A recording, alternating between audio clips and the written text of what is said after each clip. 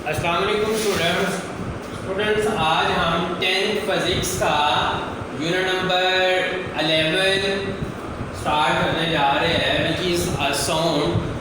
और उसमें हमारा पहला टॉपिक होगा साउंड वेव्स। अब सबसे पहले इसके अंदर हम ये देखेंगे कि साउंड जो है वो कैसे प्रोड्यूस होती है। साउंड कैसे प्रोड्यूस होगी? साउंड हमेशा किसी भी ऑब्जेक्ट की वाइब्रेशन से प्रोड्यूस होती है।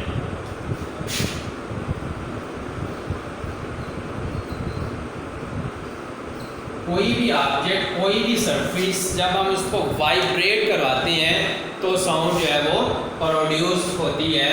ये हमारे पास वाइट बोर्ड है, इसको हम बीट करेंगे तो इसकी साउंड प्रोड्यूस होगी। हम इसकी सरफेस को टच करके देखेंगे तो वो जो है वो वाइब्रेट कर रही होगी। ये ग्लास है, इसकी को हम बीट करेंगे तो इससे भी साउंड जो है वो प्रोड्यूस होगी। लेकिन इसका वाइब्रेशन जो है, चूँकि ये मटेरियल और है, मीडियम और है, तो इधर वाइब्रेशन को हम इतना ज़्यादा जो है वो ऑब्जर्व नहीं कर सकते। लेकिन ऑब्जर्वेशन अगर आपने करनी हो तो उसके लिए आप जो है वो एक टिन की शीट ले लें, उसको वाइब्रेट, उसको बीट करें। बीट करने के बाद जब साउंड उसमें प्रोड्यूस होगी तो उसकी वाइब्रेशन को चेक करने के लिए टिन जो होता है ये बहुत ज़्यादा वाइब्रेट करता है, तो आयरन ले लें, आयरन की शीट ले लें, हल्की सी पतली सी हो वो, जिसमें वाइब्रेशन ज़्यादा से ज़्यादा जो है वो प्रोड्यूस हो सके। तो आप बीट करने के बाद उसको टच करके फील कर सकते हैं कि वो सरफेस जिससे साउंड प्रोड्यूस हुई है वो जो है वो वाइब्रेट कर रही है। तो साउंड हमेशा जो होती है वो वाइब्रेशन से प्रोड्यूस होती है। बिल्कुल ऐसे ही जब हम बोल रहे होते हैं तो हमारी साउंड जो है वो प्रोड्यूस हो रही है, तो ये भी हमारी टंग जो है, हमारे वोकल कार्ड्स जो हैं ये वाइब्रेट करते हैं, तो इनकी वाइब्रेशन से जो है वो साउंड प्रोड्यूस होती है। अब साउंड के अंदर भी जो है वो, अगर हम साउंड वेव्स को देख लें, जो हमारा टॉपिक है साउंड वेव, तो साउंड वेव भी जो है वो दो टाइप्स की होती हैं। मैकेनिकल साउंड वेव्स होंगी,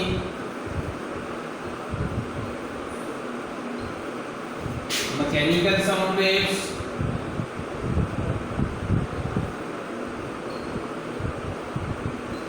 और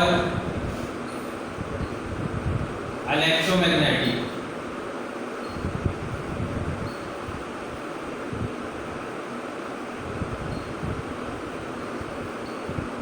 इलेक्ट्रोमैग्नेटिक साउंड वेव्स होंगी।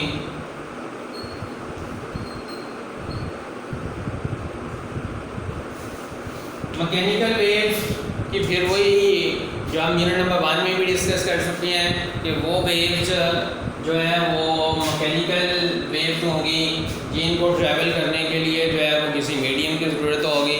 और इलेक्ट्रोमैग्नेटिक साउंड वेव्स वो वेव्स होंगी जिनको ट्रैवल करने के लिए किसी मीडियम की ज़रूरत नहीं होगी, बगैर मीडियम के ट्रैवल करेंगी। तो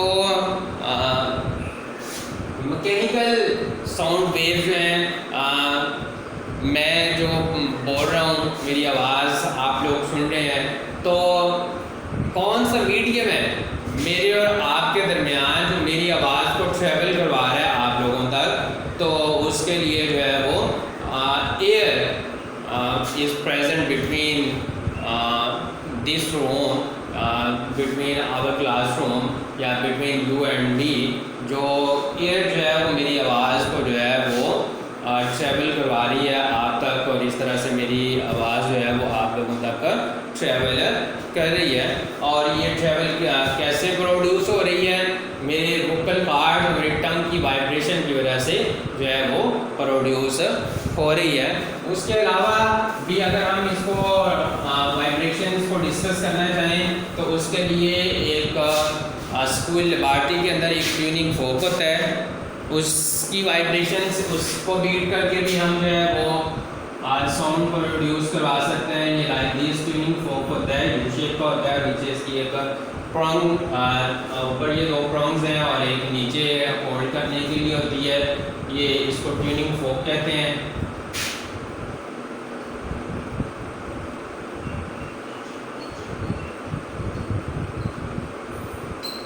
लैब के अंदर, ये फिजिक्स लैब में अवेलेबल होता है। अब इसको जो है वो रबर बैंड, इसकी किसी भी प्रोंग को, ये प्रोंग इस बोलते हैं इसको, इसकी किसी भी प्रोंग को जो है वो आप रबर पैड लें, वो भी अवेलेबल होता है बाल्टी में, तो उसके साथ इसको रबर पैड से इसको जो है वो बीट करें। बीट करने से इसमें साउंड जो है वो प्रोड्यूस होगी, हम साउंड जो है वो सुन सकेंगे। हमारा टारगेट है कि हम ये देखना चाहते हैं कि क्या वाइब्रेशन हुई इस प्रोंग में। तो इसकी वाइब्रेशन को चेक करने के लिए आप एक पानी का एक गिलास ले लें, इसको रबर बैंड से बीट करने के बाद जब साउंड प्रोड्यूस हो जाए तो आप इसको जो है वो फौरी तौर पे जो है वो गिलास में जो बोतल है जिसके अंदर पानी है, तो आप देखेंगे कि गिलास में से पानी के छींटे जो है वो ऊपर को निकलना स्टार्ट हो जाएंगे, उसमें से उठना स्टार्ट होंगे। तो वो छींटे क्यों उठे? वो इसकी ट्रंक की वाइब्रेशन की वजह से, जब ये वाइब्रेट करेगी और जब उधर जाएगी पानी के, तो उधर पार्टिकल्स पे फोर्स अप्लाई करेगी, तो वो जो है वो उधर से उठेंगे। तो इस तरह से जो है हम ये देख सकेंगे कि हमेशा साउंड जो है वो किसी भी बॉडी की वाइब्रेशन से प्रोड्यूस होती है। और साउंड को हमेशा ट्रेवल करने के लिए जो है वो किसी मीडियम की ज़रूरत होती है। विदाउट मीडियम जो होती है वो साउंड ट्रेवल नहीं कर पाती। उसके लिए भी हम एक जो है वो एक्सपेरिमेंट कर सकते हैं।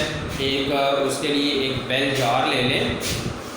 बेल जार के अंदर आप, ये आपके पास एक जार होगा, इसके अंदर जो है ना वो ये बिल्कुल सील पैक होगा और नीचे एक इसमें पंप लगा होगा।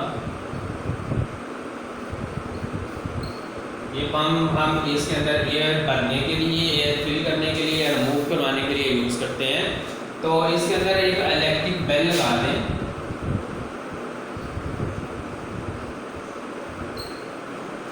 इलेक्ट्रिक बेल इसके अंदर जो है वो बेल जार के अंदर लगा दें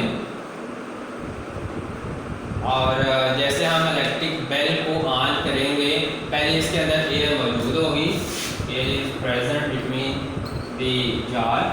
तो जब एयर इसके अंदर मौजूद होगी, जैसे हम इलेक्ट्रिक बेल को ऑन करेंगे तो हम इसकी एयर को जो है वो प्रॉपर सुन पाएंगे। लेकिन फिर हम ये करेंगे कि इस पंप की हेल्प से हम इसके अंदर जो एयर मौजूद थी उसको आउट करना स्टार्ट करेंगे। जैसे हम इसकी एयर को निकालना स्टार्ट करेंगे तो ये जो बेल स्टिल रिंगिंग होगी, लेकिन इसकी साउंड जो होगी वो फेंट होना शुरू हो जाएगी, फेंटिंग कम होना स्टार्ट हो जाएगी। और जैसे जैसे इसमें से एयर मूव होती जाएगी वैसे वैसे इसकी जो साउंड है वो कम होना शुरू हो जाएगी। और कम होते होते जब सारी की सारी एयर हम बाहर मूव करवा देंगे तो हम देखेंगे, हम ऑब्जर्व करेंगे कि बेल अंदर रिंग कर रही है लेकिन उसकी साउंड जो है वो बाहर हमारे तक नहीं पहुंच रही। तो मीन के साउंड को हमेशा ट्रैवल करने के लिए, चूँकि एयर ख़त्म हो गई, मीडियम ख़त्म हुआ, तो चूँकि साउंड को हमेशा ट्रैवल करने के लिए मीडियम की ज़रूरत होती है, इसलिए ये जो है वो हम तक नहीं पहुंच पाएगी।